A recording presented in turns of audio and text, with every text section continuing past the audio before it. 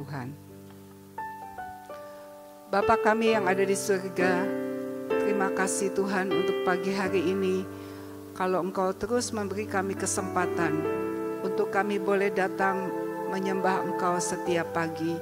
Saat ini siapkan hati kami untuk kami merenungkan firman-Mu Tuhan. Biarlah firman-Mu menerangi hati kami, supaya kami memiliki hati yang bersih seperti yang Engkau rindukan. Terpujilah nama-Mu Tuhan, dalam nama Tuhan Yesus, amin. Tema daripada renungan kita pada pagi hari ini adalah, temanya adalah yang Tuhan berikan, hati yang bersih.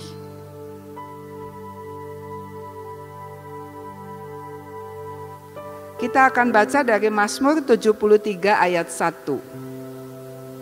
Ya, hati yang bersih. Kita baca hari ini kita akan membaca banyak ayat-ayat. Dan saya mohon keikutsertaan daripada Bapak Ibu sekalian. Kalau ada ayat kita baca sama-sama ya dengan bersuara. Kita baca dulu dari Mazmur 73 ayat 1, 2, 3. Mazmur Asaf. Sesungguhnya Allah itu baik bagi mereka yang tulus hatinya, bagi mereka yang bersih hatinya. Ya. Ayat ini berkata bahwa Tuhan itu baik. Ayat ini tidak berkata bahwa Allah itu baik bagi semua orang. Tapi ayat ini berkata Allah itu baik bagi mereka yang tulus hatinya, bagi mereka yang bersih hatinya. Jadi Tuhan menginginkan supaya hati kita itu dijaga. Seperti Amsal 4 ayat 23, jagalah hatimu dengan segala kewaspadaan. Dijaga supaya apa? Supaya tetap bersih. Ya. Kenapa sih harus tetap bersih? Karena di sini ayat berkata, Tuhan Allah itu baik bagi mereka yang tulus hatinya, yang bersih hatinya. Kalau hati kita kotor, kita tidak bisa merasakan bahwa Tuhan itu baik. Kalau hati kita kotor, maka kita ini bersifat negatif. Ya, misalnya kalau kita curiga sama seseorang, kita kan tidak bisa melihat bahwa orang itu tuh baik buat kita, ya enggak? Kalau kita ketemu orang nih, terus kita merasa, jangan-jangan orang ini mau nipu saya. Nah, kalau kita punya pikiran begitu terhadap seseorang, apakah kita bisa melihat kebaikan orang itu? Enggak bisa, karena kita belum apa-apa sudah curiga dulu. Demikian juga kalau kita sama Tuhan. Kalau kita bisa melihat Tuhan itu baik buat saya, pasti apapun yang Dia lakukan, misalnya kita sekarang mengalami hal yang tidak enak sekalipun, tapi kalau kita tahu bahwa Tuhan itu baik, kita tidak akan kecewa. Tetapi kalau hati kita ini kotor, hati kita ini bersifat negatif, maka apapun yang Tuhan lakukan selalu kita curiga. Jangan-jangan nanti jadinya begini, jadinya yang tidak enak. Jangan-jangan nanti saya rugi kalau ikut Tuhan. Jangan-jangan nanti Tuhan mengecewakan saya. Ya, selama hati kita ini kotor, penuh kecurigaan, penuh kemarahan, penuh kekecewaan, kita tidak akan bisa merasakan kebaikan Tuhan dalam hidup kita. Karena itu pagi ini Tuhan memberikan tema hati yang bersih. Karena dengan hati yang bersih kita akan mampu memahami bahwa Tuhan itu baik. Ya, seperti bangsa Israel pada waktu keluar dari tanah Mesir kan dijanjikan akan dibawa ke tanah yang penuh dengan susu dan madu. Tapi untuk mencapai tanah Kanaan harus melewati padang gurun, harus melewati kekurangan minum, kekurangan makan, kepanasan, kedinginan. Dan pada waktu bangsa Israel ada di situasi padang gurun itu, mereka curiga. Wah, mana buktinya? Dan akhirnya mereka yang lahir di Mesir umur 20 tahun ke atas tidak bisa masuk ke tanah Kanaan. Demikian juga hidup kita. Kalau kita dapat janji dari Tuhan, tetapi hati kita ini banyak kebencian, kemarahan, ada kecewa, sakit hati, dendam, tidak mau mengampuni, kita tidak akan bisa merasakan kebaikan Tuhan dalam hidup kita. Ya. Jadi mari pagi hari ini kita selidiki hati kita. Di dalam Roma 8 ayat 28, ayat ini sudah sangat terkenal, kita baca. Dan kita tahu bahwa segala sesuatu yang terjadi atas diri kita adalah untuk kebaikan kita jika kita mengasihi Allah dan menyesuaikan diri dengan rencana-rencananya. Ya. Kita bisa merasakan apapun yang terjadi dalam hidup kita itu adalah baik buat saya. Kalau apa? Kalau kita mengasihi Tuhan. Kalau kita mengasihi Tuhan pasti kita jaga hati kita tuh bersih. Ya. Bukan dengan kekuatan kita, tapi dengan pemeliharaan Tuhan melalui firman-Nya. Kalau kita mengasihi Allah dan menyesuaikan diri dengan rencana-rencananya, kalau kita mau hidup dalam rencana Tuhan, apapun yang terjadi dalam hidup kita, itu akan dibuat menjadi kebaikan pada akhirnya. Seperti yang terjadi dalam hidup Yusuf. Sekalipun dia dibenci oleh oleh saudara-saudaranya, dia harus mengalami fitnah oleh ibu Potifar, dia harus mengalami dilupakan oleh teman di penjaranya. Tetapi akhirnya rencana Tuhan buat Yusuf adalah untuk kebaikan. Ya. Jadi mari kita belajar untuk tidak curiga kepada Tuhan. Tapi benar-benar kita belajar untuk bersyukur dalam segala keadaan. Ya. Menurut Alkitab, hati yang bersih itu seperti apa? Hati yang bersih adalah hati yang bebas dari dosa, kejahatan, kebencian. Hati yang bersih adalah hati yang dipenuhi dengan kasih, kebaikan, dan kesucian atau kekudusan. Tidak membiarkan hal-hal yang kotor tinggal dalam hati kita. Ya. Kalau kita tahu dalam pikiran kita sering ada terbersit hal-hal yang tidak kudus, hal-hal yang cemar. Bagaimana reaksi kita? Apa kita membiarkan atau kita berusaha dalam nama Yesus kamu harus pergi dari pikiranku. Ya. Itu artinya kita menjaga hati kita bersih. Ya. Dalam Alkitab hati yang bersih digambarkan di dalam Mazmur 51 ayat 10, yaitu bebas dari dosa. Hati yang bersih dipenuhi dengan kasih dan kebaikan. Hati yang bersih adalah hati yang tulus dan jujur, tanpa ada kepalsuan atau kebohongan. Hati yang bersih adalah dapat percaya kepada Tuhan dan mengikuti jalan-jalannya. Ya, jadi tidak curiga. Jangan-jangan Tuhan tuh maksudnya tidak baik terhadap saya. Tidak ada pikiran seperti itu. Ya. Ya, ayat-ayat di dalam Alkitab mengenai hati yang bersih ada di Mazmur 51 ayat 10. Ini adalah ketika Daud jatuh ke dalam dosa. Dia berdoa demikian. Bersihkanlah hatiku ya Tuhan, dan gantikanlah rohku dengan roh yang baru. Hati yang bersih adalah hati yang tulus dan suci, itulah yang engkau kehendaki. Dalam Mazmur 51 ayat 12. Dan Roma 12 ayat 1. Karena itu saudara-saudara, saya meminta kamu demi kemurahan Allah untuk mempersembahkan tubuhmu sebagai korban yang hidup, yang kudus, dan yang berkenan kepada Allah.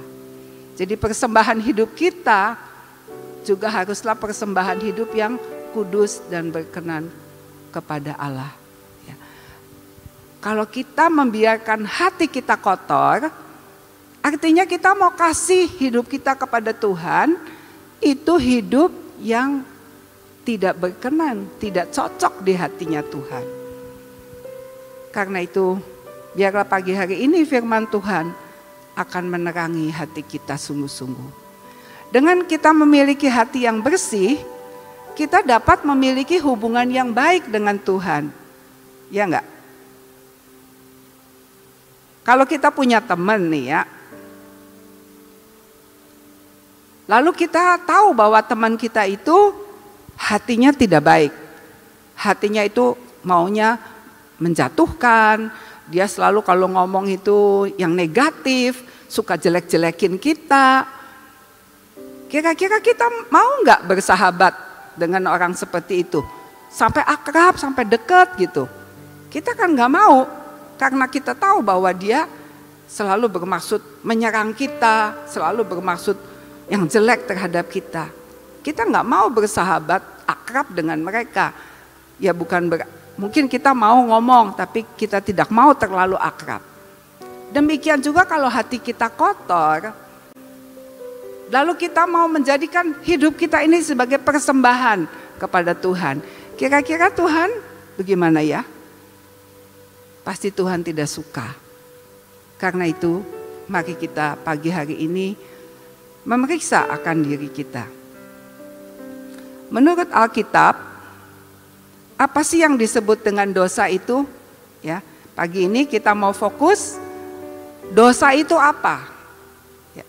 Dosa adalah tindakan atau perilaku yang melanggar hukum Tuhan dan merusak hubungan antara manusia dengan Tuhan dan sesama manusia. Jadi kalau kita berbuat dosa, yang terganggu adalah hubungan kita dengan Tuhan dan hubungan kita dengan sesama kita. Ya. Kalau kita berdosa dan kita tidak mau segera membereskan dosa itu, tapi membiarkan dosa itu terus ada dalam diri kita, pasti waktu kita berdoa sama Tuhan, kita nggak akan bisa ketemu Tuhan. Ya, Tuhan nggak mau datang kepada kita kalau kita tuh membiarkan ada dosa di dalam diri kita. Jadi kalau kita sedang berdoa kepada Tuhan lalu rasanya kok mentok ya, kenapa ya doa saya tidak bisa sampai ke hadirat Tuhan? Kita harus cek apakah dalam diri kita ini kita simpan sesuatu dosa, supaya kita bisa beresin dulu dan kita bisa kembali punya hubungan yang baik dengan Tuhan. Kalau ada dosa di hati kita, kita nggak mungkin bisa punya kebebasan ketemu orang. Ya, kita bisa merasa takut. Jangan-jangan apa ya kata orang itu tentang saya? Jangan-jangan dia itu nganggap saya itu jelek, saya itu tidak baik gitu. Jadi kita tidak bisa punya kebebasan bersahabat dengan sesama kita kalau di dalam diri kita itu ada dosa yang masih disimpan di dalam hati kita. Tandanya apa sih kalau dalam hati kita ada dosa? Kalau ada dosa di hati kita, maka kita kehilangan damai sejahtera, kehilangan sukacita.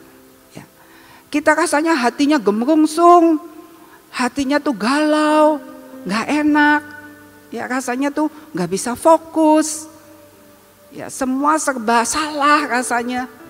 Nah kalau kita merasa seperti itu, lebih baik kita datang sama Tuhan. Ya, Tuhan selidiki hatiku, apakah ada sesuatu yang gak beres di hati saya ini, supaya kita bisa segera dipulihkan, segera kembali kepada posisi yang benar. Kita penuh damai, kita penuh sukacita, kita penuh kekuatan, ya kita penuh passion, bersemangat, ya bergairah. Itulah yang Tuhan mau dalam hidup kita. Nah, kita belajar sekarang. Dosa itu apa saja? Ya. Yang pertama, dosa terhadap Tuhan. Dosa terhadap Tuhan adalah kalau kita punya berhala, kita punya saingannya Tuhan. Nah, saingannya Tuhan itu kalau zaman dulu kan orang menyembah berhala, ya. Tapi orang zaman sekarang bisa menyembah uang, mamon. Itu bisa menjadi saingannya Tuhan. Kalau kita menduakan, kita menyembah Tuhan dan kita menyembah mamon, itu adalah dosa. Karena Tuhan bilang, kamu tidak bisa menyembah kepada dua tuan. Ya, jadi itu dosa adalah ketika kita menduakan Tuhan. Yang kedua, dosa terhadap Tuhan adalah kalau kita mengabaikan Tuhan, menganggap enggak ada Tuhan itu. Ya, firman Tuhan berkata orang bebal berkata dalam hatinya tidak ada Allah.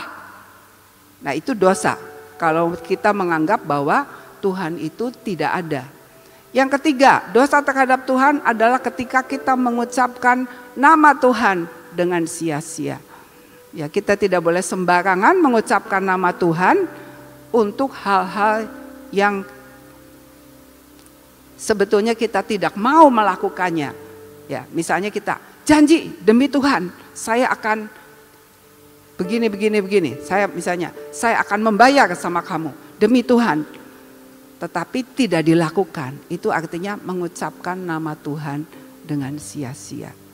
Yang kedua, dosa terhadap sesama manusia, yaitu berupa pembunuhan, perzinahan, pencurian, berbohong, menganiaya orang lain, pokoknya segala sesuatu yang merugikan sesama kita, itu adalah dosa terhadap sesama manusia.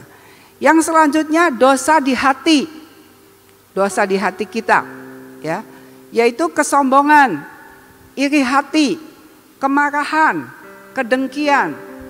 Nah, ini adalah dosa yang tidak bisa kelihatan. Ya, kalau orang sombong, iri hati, marah itu kan ada di dalam hati. Nggak bisa kelihatan oleh orang lain. Tetapi Tuhan tahu kalau kita ada kesombongan, ada kemarahan, ada iri hati, Tuhan tahu. Dan Tuhan kalau melihat hati kita seperti itu, Tuhan berusaha membuat kita tuh sadar akan dosa itu. Nah, sekarang respon kita bagaimana? Kita tidak menganggap itu dosa. Kita menganggap biasa. Justru itulah yang menghalangi kenapa doa-doa kita tidak dijawab atau belum dijawab. Kenapa rasanya segala sesuatu mentok dalam hidup kita, tidak jalan kok tidak terbuka? Karena ada dosa yang kita mungkin menganggap itu tidak apa-apa. Ya, kalau kita iri hati sama teman kita, apa kita sadar bahwa itu tuh dosa? Atau kita nganggap ya nggak apa-apa lah, biasa, pokoknya nggak ada yang tahu, saya simpen di hati saya. Tidak bisa seperti itu, karena Tuhan itu selalu melihat kesombongan, iri hati, kemarahan, kedengkian. Mungkin ada lagi yang lain ya, yang mungkin nanti bisa ditemukan. Jadi mari kita hati-hati dengan keberadaan diri kita. Dosa terhadap Tuhan, dosa terhadap sesama, dosa di hati. Dan yang keempat, dosa lainnya, yaitu misalnya tidak taat kepada orang tua. Ya, firman Tuhan kan berkata, hai anak-anak, taatilah orang tuamu di dalam Tuhan. Kalau tidak taat, itu juga dosa yang membuat berkat Tuhan tidak akan turun kepada anak-anak kita. Jadi kita sebagai orang tua juga dari kecil harus terus menekankan ya bahwa kamu mesti taat ya sama papi mami, papa mama. Karena nanti kamu kalau sudah besar, kamu harus taat sama Tuhan. Kalau dari kecil kamu gak belajar taat sama papi mami, kamu nanti sudah besar gak bisa taat sama Tuhan. Itu kita harus ajarkan kepada anak-anak kita. Lalu dosa yang lainnya adalah percabulan. Dalam 1 Korintus 6 ayat 18-20 dikatakan bahwa percabulan, dosa yang lain terjadi di luar diri kita. Tetapi dosa percabulan itu adalah dosa yang terjadi di dalam diri kita.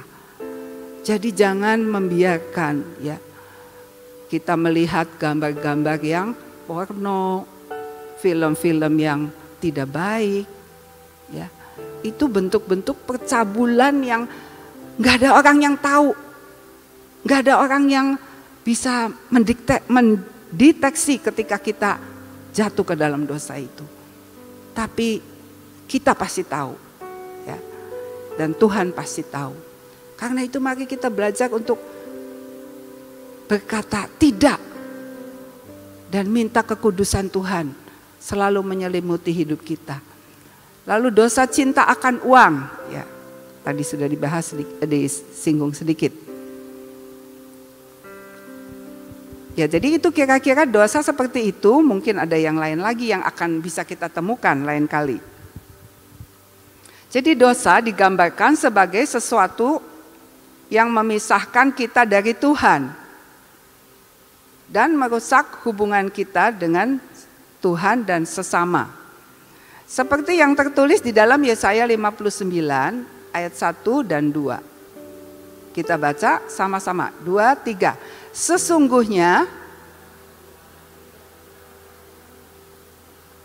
dan pendengarannya tidak kurang tajam untuk mendengar, tetapi yang merupakan pemisah antara kamu dan Allahmu ialah segala kejahatanmu, dan yang membuat dia menyembunyikan diri terhadap kamu sehingga ia tidak mendengar ialah segala dosamu.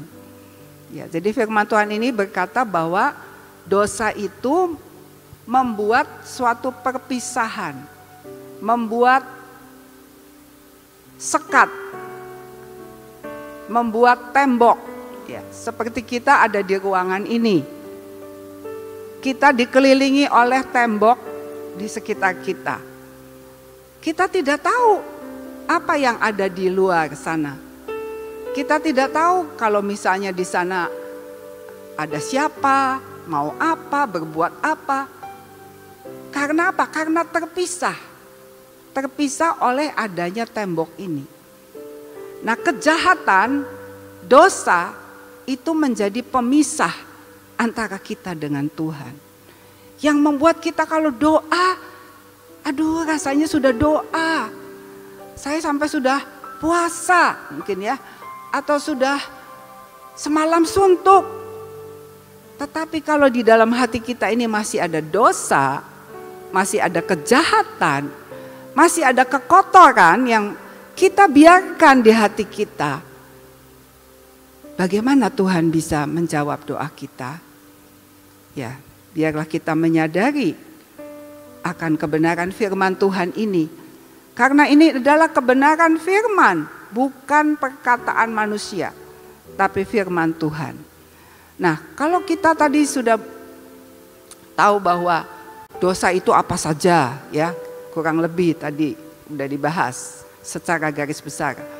Lalu kita tahu bahwa dosa itu memisahkan kita dengan Tuhan, sehingga kita tidak bisa bersekutu dengan Tuhan. Kita tidak bisa, doa kita nggak bisa nembus. Doa kita terhalang oleh karena dosa kita. Apa yang harus kita lakukan? Kalau kita sadar, kita tahu, aduh ada dosa ini nih di dalam hidup saya. Mari kita membuka dalam 1 Yohanes 1 ayat 9. Ini yang harus kita lakukan untuk membereskan dosa kita. Mari baca bersama-sama. 2, 3.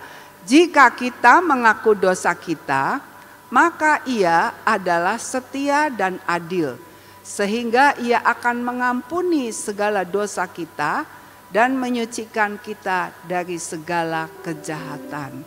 Ya, jadi apa yang dirindukan Tuhan untuk kita bisa membereskan dosa-dosa kita adalah mengaku. Kalau mengaku itu berkata, ya Tuhan, saya yang salah. Itu namanya mengaku dosa. Ya. Kalau kita masih bilang gini, iya sih memang gini, tapi itu tuh gara-gara si A, atau gara-gara lampunya mati, atau gara-gara ledengnya air tidak keluar. Jadi mencari alasan. Kalau kita mencari alasan, seolah-olah mau berkata, bukan cuma saya yang salah, itu juga si A, si B, si C, dia juga salah. Itu namanya bukan mengaku dosa. Ya, mengaku dosa sudah nggak lihat orang lain, mau orang lain juga salah, mau orang lain juga jahat, mau orang lain nipu, nggak usah lihat mereka. Tapi mengaku. Mengaku itu dari akar kata aku. Aku tuh saya. Jadi berkata, iya Tuhan, saya yang salah. Ya. Sebetulnya itu kan sederhana banget ya untuk kita berkata, iya Tuhan, saya yang salah. Tapi untuk mengatakan seperti itu kadang-kadang berat sekali. Dan selama kita tidak mau kita tidak mau punya niat ya. Niat ya saya mau ngaku dosa sama Tuhan. Saya mau bertobat sungguh-sungguh. Selama kita tidak punya niat yang sungguh ya, iblis akan selalu pegang supaya kita jangan ngaku. Supaya kita terus ada di dalam dosa itu. Kita terus marah, terus benci, terus iri hati. Karena di sanalah iblis bisa mengambil keuntungan. Tapi kalau kita mau hidup kita berubah, kita mau ada terobosan, kita mau ada pertolongan Tuhan, kita mau ada jaminan Tuhan buat hidup kita. Mari kita mengaku dosa kita. Sebenarnya mengaku dosa itu kan sederhana. Cuma bilang, iya Tuhan saya itu salah. Iya Tuhan saya tuh pikirannya kotor. Iya Tuhan saya tuh yang nyuri. Iya Tuhan saya tuh benci sama dia. Iya Tuhan saya tuh belum bisa mengampuni. Mengaku saja. Tuhan tidak menuntut apa-apa yang tidak mungkin kita lakukan. Yang Tuhan minta adalah kita mengaku dosa kita. Dan janji Tuhan ini kita pegang. Jika kita mengaku dosa kita, maka Ia adalah setia dan adil. Sehingga Ia akan mengampuni segala dosa kita. Ajaib sekali Bapak Ibu, bahwa kalau kita mengaku dosa kita, Tuhan akan mengampuni segala dosa kita. Ayo, apa susahnya kita mengakui dosa kita di hadapan Tuhan? Gak usah ada manusia yang dengar, gak usah ada orang lain. Kita dengan Tuhan mengakui dosa kita pribadi dengan Tuhan. Gak peduli orang lain mau bilang apa, gak peduli orang lain mau menyangka apa tentang kita. Tapi kalau kita mengaku, maka yang pertama Dia akan mengampuni segala dosa kita. Yang kedua, Dia akan menyucikan kita dari segala kejahatan. Menyucikan itu artinya kita dibuat seperti tidak ada, seperti itu dulunya nggak ada kotorannya. Ya, kalau hati kita tiba-tiba kena tinta misalnya, lalu ini jadi kotor. Kalau namanya kita disucikan di dalam darah Yesus, yaitu darah yang tercurah di atas kayu salib, maka yang kotor ini dibuat menjadi bersih seperti semula, bersih seperti yang Tuhan inginkan. Itulah yang Yesus kerjakan di atas kayu salib. Dia menyucikan kita dari segala kejahatan. Jadi kalau sudah bersih, hati kita sudah putih, sudah bersih karena karya darah Yesus. Harus diapain kalau sudah bersih? Kita masih hidup di dunia loh, di mana kita masih bertemu dengan pencobaan. Kita masih bisa dibujuk, ya, diajak-ajak untuk melakukan yang tidak baik. Di dalam Mazmur 119 ayat 9 sampai 11, mari kita baca sama-sama ya. 2, 3. Dengan apakah seorang muda mempertahankan kelakuannya bersih, dengan menjaganya sesuai dengan firman-Mu. Dengan segenap hatiku aku mencari Engkau. Janganlah biarkan aku menyimpang dari perintah-perintah-Mu.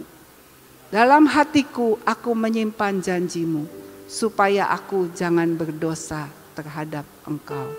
Ya, ayat ini menjawab, bagaimana sih kita bisa mempertahankan supaya hati kita ini tetap bersih, kelakuan kita tetap bersih. Firman Tuhan berkata, menjaganya sesuai dengan firman-Mu. Makanya kita selalu diingatkan, baca Alkitab. Sebab kalau kita baca Alkitab, Roh Kudus akan mengingatkan firman itu. Ya. Jadi firman itu seperti jadi polisi dalam hidup kita. Ya. Kalau misalnya kita naik mobil atau naik motor, lalu kita masuk ke jalan yang atau kita verboden, ya, yang dilarang masuk tapi kita masuk, atau ada traffic light merah tapi kita nerobos, maka polisi akan meniup peluitnya. Ini zaman dulu ya, sekarang kayaknya nggak ada begitu. Zaman dulu itu kalau itu prit gitu polisinya ngasih tahu kamu tuh salah jalan. Ayo jangan ke situ, salah jalan, nggak boleh ke situ tuh. Demikian juga firman Tuhan itu seperti polisi dalam hidup kita. Ya, kalau kita salah jalan, firman-Nya itu akan mengingatkan, kamu tuh salah loh, salah. Oh iya salah, balik lagi, tidak dilanjutkan. Ya, jadi kita bisa tetap bersih. Kalau kita diingatkan mau berdosa, diingatkan sama firman. Kita ingat, oh ya jangan, balik lagi ya. Dengan segenap hatiku, aku mencari Engkau. Jadi kita dalam setiap langkah hidup kita harus cari Tuhan. Artinya kita mau mengerjakan apapun, tanya Tuhan, cari Tuhan. Apa ya yang Tuhan mau? Apakah Tuhan setuju saya melakukan pekerjaan ini, pelayanan ini, saya mau pergi ke situ, saya mau ketemu sama si A. Tuhan, apakah Engkau berkenan? Itu artinya kita selalu cari apa yang Tuhan mau. Itu akan menjaga supaya kita tuh tetap bersih, karena kita sudah dibersihkan oleh darah Yesus. Jadi harus dijaga dengan kewaspadaan, ya. Lalu dikatakan, dengan segenap hatiku aku mencari Engkau, janganlah biarkan aku menyimpang dari perintah-perintah-Mu. Dalam hatiku aku menyimpan janji-Mu, supaya aku jangan berdosa terhadap Engkau. Jadi selanjutnya firman itu harus disimpan di hati. Ya, dengan kita menghafal, merenungkan, menerapkan, lama-lama firman itu ada di hati kita, disimpan di hati kita. Dan firman yang disimpan di hati itu akan menjaga hidup kita. Kalau kita sudah mau salah, diingetin ya, seperti kayak ada lampunya. Biar gitu ya. Kasih tahu, awas loh, kamu nih mau salah. Itulah sebabnya kita harus mencintai firman. Suka akan firman. Karena firman itu yang akan menjaga kehidupan kita, ya. Kalau kita jaga hati kita supaya jangan berdosa terhadap Tuhan, maka hati kita bersih, ya. Kembali ke ayat yang Mazmur 73 ayat 1, kalau hati kita bersih, bagaimana tadi ayatnya berkata? Sesungguhnya Allah itu baik bagi mereka yang tulus hatinya, dan bagi mereka yang bersih hatinya. Jadi kalau hati kita dijaga bersih, maka kita akan tahu bahwa apapun yang terjadi dalam hidup kita, Tuhan itu maksudnya baik. Sekalipun kita mungkin merasa tidak nyaman, ya tidak cocok di hati kita. Tapi kalau kita jaga hati kita bersih, ya Tuhan itu, apapun yang Tuhan lakukan itu adalah untuk kebaikan kita. kita nggak gampang curiga sama Tuhan. Wah, jangan-jangan saya ini bakal celaka, jangan-jangan nih saya bakal rugi. Ya, kenapa keluar begitu, pikiran begitu? Karena kitanya yang kotor.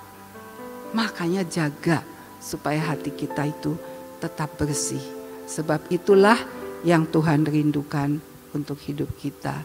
Nah, pagi hari ini saya percaya kita semua rindu selalu apa yang kita doakan, apa yang kita kerjakan berhasil, apa yang kita doakan Tuhan dengar.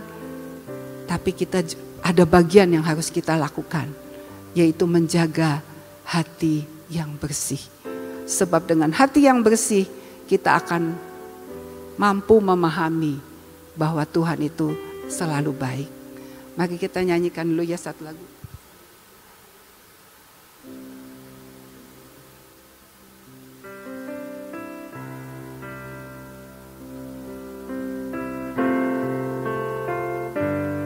Selidiki aku, lihat hatiku, apakah ku sungguh mengasihimu Yesus, Kau yang maha tahu dan menilai hidupku, tak ada yang tersembunyi bagiku. Telah kulihat kebaikan-Mu yang tak pernah habis di hidupku. Ku berjuang sampai akhirnya Kau dapati aku tetap setia.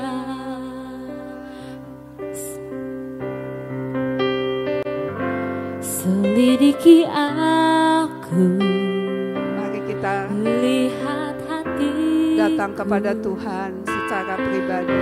Apakah ku sungguh mengasihimu? Mari kita akui segala dosa dan kesalahan kita di hadapan Tuhan.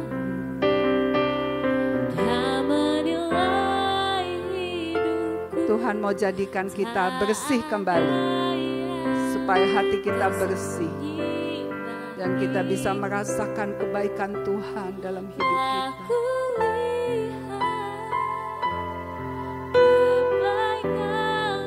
Kita akan kembali merasakan kebaikan Tuhan.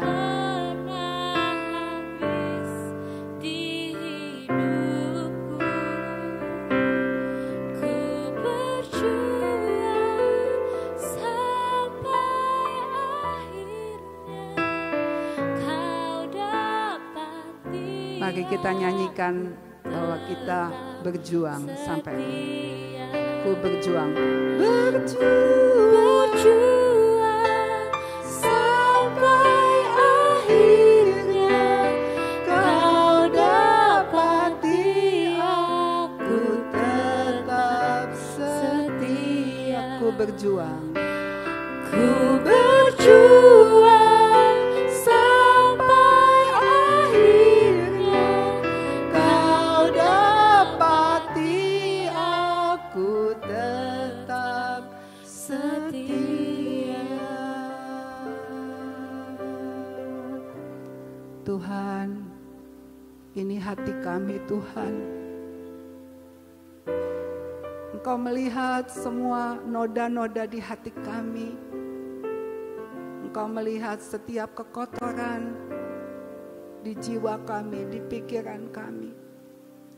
Pagi ini kami mohon Kau ampuni semua dosa dan kesalahan kami Tuhan. Kami mengaku akan segala sesuatu. Mari Tuhan Kau melihat setiap kami. Apapun yang kami akui pagi hari ini Tuhan, kami percaya Engkau akan mengampuni segala dosa dan kesalahan kami. Dan Engkau menyucikan kami dari segala kejahatan, supaya kami memiliki hati yang bersih kembali. Terima kasih Tuhan buat pagi hari ini.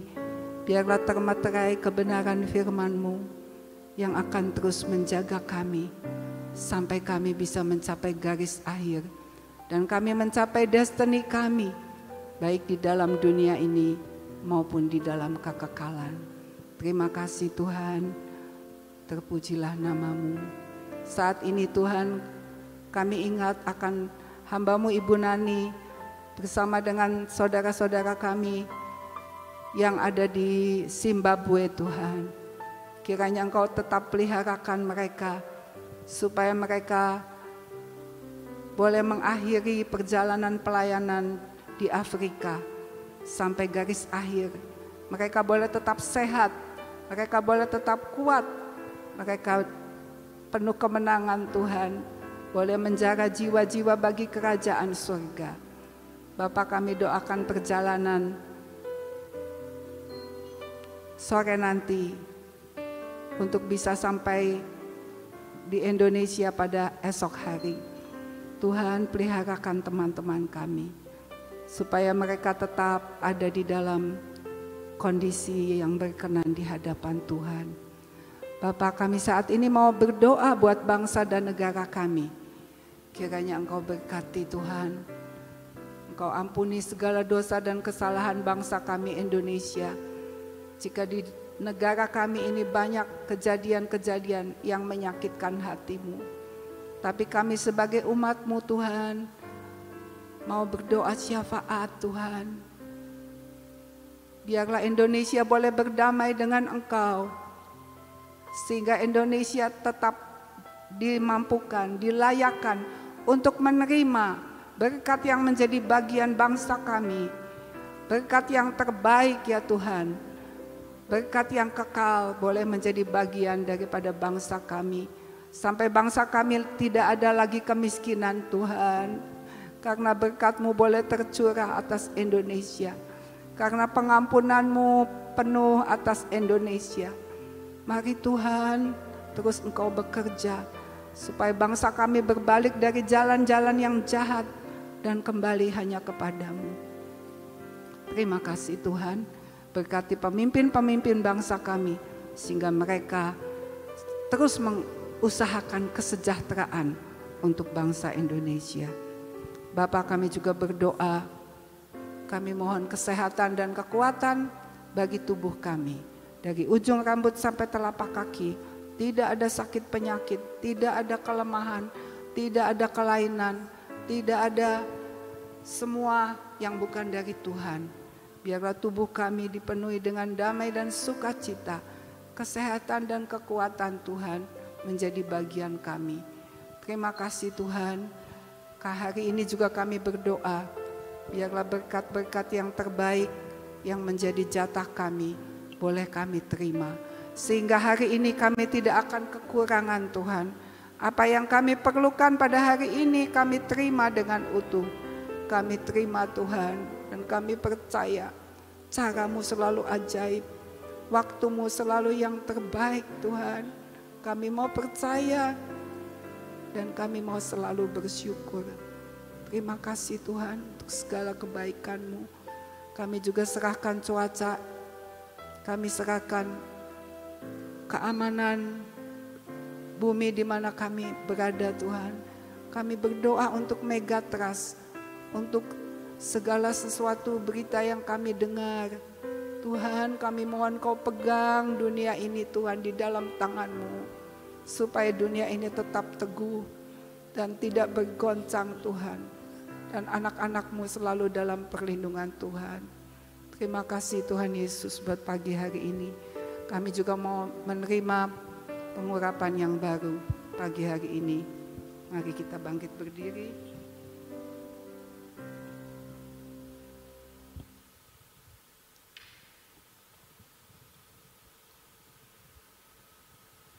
Bapa, di tangan kami ada minyak urapan. Ini adalah minyak yang dari surga. Kami percaya Tuhan, Kau bubuhkan berkat-Mu. Engkau bubuhkan urapan-Mu atas minyak ini. Engkau bubuhkan kuasa kebangkitan supaya kami semua menjadi anak-anak Tuhan yang bangkit dan tidak tidur di akhir zaman ini. Dalam nama Yesus kami urapi pikiran kami. Biarlah pikiran Kristus menguasai pikiran kami. Kami urapi mata kami ya Tuhan, supaya mata kami juga mempunyai cara pandang yang ilahi. Kami urapi telinga kami, supaya kami dimampukan mendengar suara-Mu ya Tuhan. Dan kami tolak semua suara-suara dari kegelapan. Kami menolak semua suara-suara negatif. Kami terima berita dari surga, yaitu kabar baik yang membawa kemenangan dalam hidup kami. Kami terima pengurapan. Biarlah penciuman kami menjadi peka terhadap kehadiran Tuhan. Dan kami bisa membedakan mana yang benar, yang salah, mana yang baik dan mana yang tidak baik. Kami urapi lidah bibir kami Tuhan, supaya hari ini lidah bibir kami ini bersaut-sautan dengan firman-Mu Tuhan. Apa yang firman-Mu katakan, itu juga yang lidah bibir kami ucapkan. Kami bersaut-sautan dengan Engkau Tuhan, sehingga kehendak-Mu di surga terjadi di atas muka bumi, terjadi atas hidup kami. Kami terima pengurapan di hati kami Tuhan, supaya hati kami diperbaharui, hati kami dijaga untuk tetap bersih, hati kami dijaga untuk tetap fokus kepadamu. Tegar tengkuk kami juga Tuhan dipatahkan, semua pemberontakan, semua sifat yang suka membantah, yang tidak taat dipatahkan. Biarlah ketaatan Tuhan Yesus ada dalam hati kami Tuhan.